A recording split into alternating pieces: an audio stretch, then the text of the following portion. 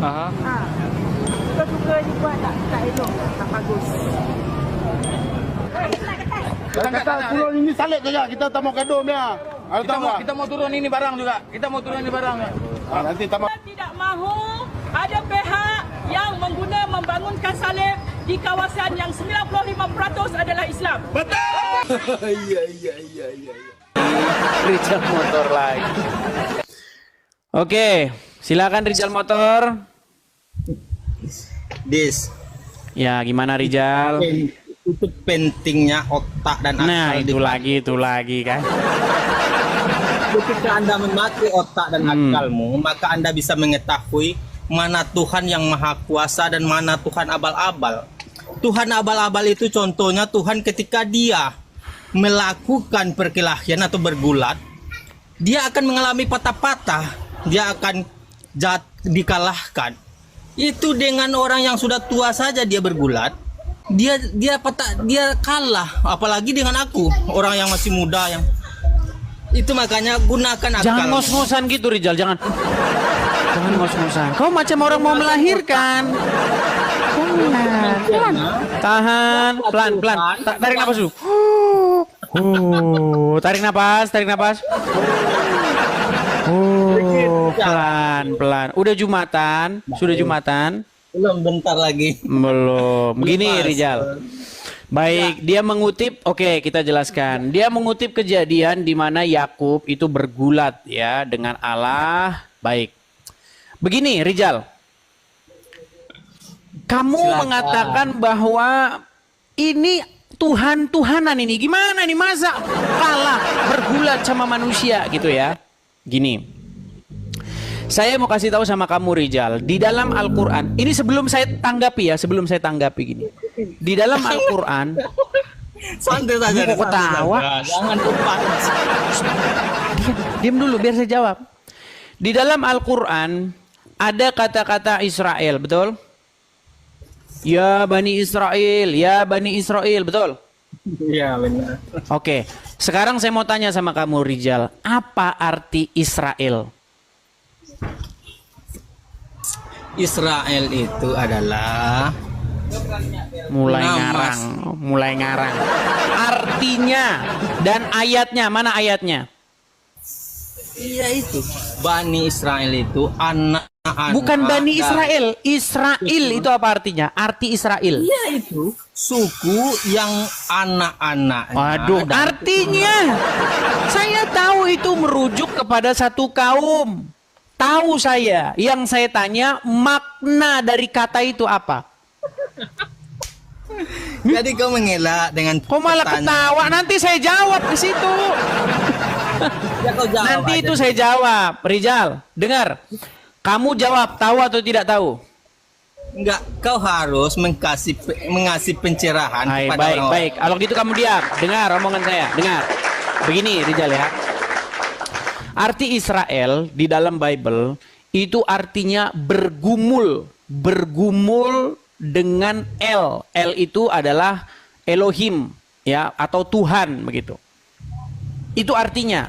Nah, ini Tuhanmu, ini Allah ngambil kata itu. Tapi dia nggak tahu artinya apa. Terus kamu heran, bagaimana ini? Masa ada Tuhan bergumul sama manusia? Nah terus kenapa kata itu kau ambil ada di Quranmu? Nah itu masalahmu. Inilah saya bilang orang nyolong, tapi dia nggak tahu yang dicolongnya itu menontok kepalamu sendiri. Gini, sebenarnya gini ya. Saya akan bacakan ayatnya ya, sebentar. Jadi begini Rijal ya. Ya, nih. Sebentar, saya bukakan ya. Itu ada di dalam kitab Kejadian pasal yang ke-30. Sebentar, saya bacakan. Saya jawab pertanyaanmu. Aku lebih paham Alkitabmu daripada kau sendiri. Mau saya jawab? Mau saya jawab? 22. Nanti kalau saya tanya balik nanti kamu bingung loh, ya. Sebentar. Kejadian pasal yang ke-32 ya. Bagaimana di sini Yakub bergumul Nih ya, saya bacakan. Kita putar balik dulu. Sebentar, kita putar balik. Sabar, kita putar balik kameranya. Ya nih, ya, dengar Rijal ya, lihat nih. Pasal pergumulan Yakub dengan Allah nih. Pada malam itu Yakub bangun dan seterusnya. Aduh, agak buram sebentar. Nah, ini. Nih. Lalu tinggallah Yakub seorang diri dan seterusnya nih, dan seterusnya di sini. Nah, ini. Lalu kata orang itu, namamu tidak akan disebutkan lagi Yakub tetapi Israel, sebab engkau telah bergumul melawan Allah dan manusia dan engkau menang. Bertanyalah Yakub, katakanlah juga siapa namamu, tetapi sahutnya, mengapa engkau menanyakan namaku? Lalu bertanyalah Yakub, mana ini? Mengapa engkau menanyakan namaku? Lalu diberkatinya lah Yakub di situ. Yakub menamai tempat itu Peniel, sebab katanya, aku telah melihat Allah berhadapan muka, tetapi nyawaku tertolong. Nah, jadi di sini Rijal yang perlu kamu ketahui, jadi kata Allah ini bisa merujuk juga kepada para malaikat, ya. Jadi di sini yang bergumul dengan Yakub ini adalah malaikat Tuhan. Ya, tetapi malaikat Tuhan itu memang dia title-nya juga adalah Allah. Jadi kata Allah itu bisa merujuk kepada makhluk-makhluk spiritual, makhluk-makhluk dari dimensi lain. Nah, misalnya ayat itu juga ada ketika malaikat Tuhan datang menemui, nih saya bacakan lagi ayat dukungannya ya. Nanti habis ini saya tanya balik kamu nih, masalah yang sama ya. Misalnya bagaimana di sini Manoah, ya Manoah, ya nih ya. Bentar nih, saya tunjukkan bahwa malaikat itu juga itu disebut juga sebagai Allah ya, sebentar. Oke, kita baca dari mulai Kejadian pasal yang ke-13 ya. Kejadian pasal yang ke-13. Pelan-pelan teman-teman ya. Kita sabar menjelaskan kepada muslim yang bertanya tentang Bible. Oke. Sabar ya. Sabar Rijal, sabar. Ntar dulu, aku mau pertegas dulu, Dis. Kau kan mengatakan kata Allah ketika bergulat dengan Yakub itu adalah malaikat. Betul, malaikat situ, malaikat Tuhan di situ. Right. Baik, silakan. Ya, betul, di situ malaikat Tuhan, dan malaikat Tuhan itu juga Allah di dalam Bible. Malaikat itu juga disebut Allah di dalam Bible. Oke ya. Jadi bisa kita artikan saja kata Allah itu serampangan. Kadang malaikat, kadang Allah Bapa, kadang Roh Kudus. Enggak serampangan. Allah itu title di situ. Allah itu title, bukan Allah. Baik ya. Sebentar. Oke nih ya. Nih.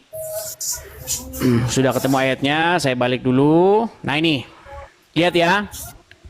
Kelihatan di sini? Nih. Sedang nyala api itu naik ke langit dari mezbah, maka naiklah malaikat. Nih perhatikan. Naiklah malaikat Tuhan dalam nyala api mezbah itu. Ketika Manoah dan istrinya melihat hal itu, sujudlah mereka dengan mukanya sampai ke tanah. Sejak itu malaikat Tuhan tidak lagi menampakkan diri kepada Manoah dan istrinya. Maka tahulah Manoah bahwa dia itu malaikat Tuhan. Nah ini, berkatalah Manoah kepada istrinya, kita pasti mati sebab kita telah melihat Allah. Jadi kata Allah ini juga dia merujuk kepada malaikat Tuhan ini. Teofaninya Allah itu sendiri. Kalau kita bilang Allah jangan ini ya, jangan bilang nanti muslim ini langsung kegeeran dibilangnya itu Allah. Oke, saya sudah jawab pertanyaan kamu ya. Sekarang saya mau tanya kamu balik. Gini, kamu ini mau ditanya balik kamunya. Kamu kan sudah nanya balik, sudah saya jawab. Sekarang bolehkah saya bertanya kepada kamu balik? Bisa nggak saya bertanya balik kepada kamu? Mana yang Allah itu malaikat, mana yang Allah baik, Bapak. kamu di bawah saja kalau begitu, takut ditanya. Ya silakan ya. Kita di sini tanya jawab. Kamu nanya sama saya. bahwa Yakub bergumul dengan Allah. Yakub bergumul dengan Allah itu maksudnya dia bergumul dengan malaikat Tuhan. Jadi begini teman-teman, kata Allah di dalam Bible itu bisa merujuk kepada apapun, bisa merujuk kepada apapun. Hakim itu juga disebut sebagai Allah. Hakim itu Allah juga. Gitu. Kemudian malaikat Tuhan, makhluk-makhluk di luar dimensi manusia itu disebut sebagai Allah. Dewa-dewa begitu. Ya. Makanya ada di dalam Bible, aku akan menjatuhkan hukuman bagi para Allah di Mesir. Maksudnya dewa, itu maksudnya dewa-dewa. Artinya bisa apapun, itu bisa merujuk kepada apapun, bisa juga merujuk kepada berhala. Makanya dalam Bible itu aku akan memusnahkan para Allah di Mesir. Jadi Allah itu akan dimusnahkan, termasuk Allahnya orang Arab. Seperti itu ya, seperti itu. Jadi orang-orang Muslim, saya beritahu kepada kalian, tolong sekolah lagi ke SD. Huruf A, L, H itu dibaca Allah, bukan Allah. Ini nekat yang nyata kalian. Kalau Allah itu hurufnya alif, lam, ha, itu bacanya Allah. Tapi kalau hurufnya Latin ALLAH bacanya Allah. Nekat yang nyata. Kalau huruf Latin ALLAH kamu baca Allah, kamu pulang lagi ke SD kelas 1 lagi kamu. Kelas 1 SD. Nekat yang nyata. Yuk, silakan. Salam saudara-saudara, itulah dia video yang baru saja kita tonton tadi videonya. Kiranya video yang saya bagikan ini boleh memberikan kepada kita pelajaran penting bahwa seharusnya kita sebagai orang-orang yang beragama bukan malah mencari gaduh atau merugikan orang lain.